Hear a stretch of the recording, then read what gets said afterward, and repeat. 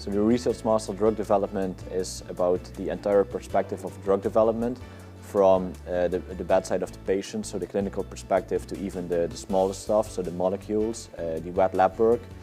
You can work in different types of settings. You can work in governmental agencies, you can work at a pharmaceutical company, but you can also end up in academia. So all the topics of drug development are touched upon. I choose this specialization because even if you have a psychology background, you can go in the medical part or the biological part of the pipeline of developing a drug. Or, on the other hand, if you are having a medicine background, you can go on the psychology part of giving patients medicine.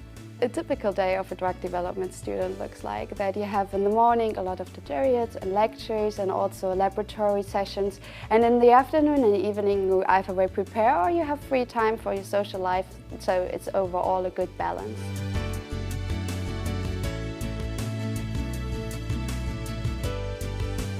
The common interest of the students is related to drug research and especially the drug's effect on the mind and body, but also the treatment of patients.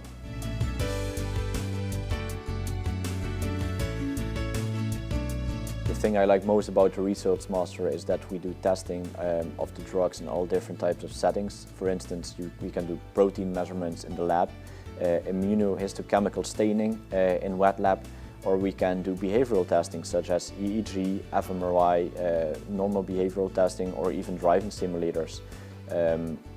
So this brings us the perspective of not only the molecule and the bodily behaviors of it, but also the reaction and the behavior of the people in real-life settings.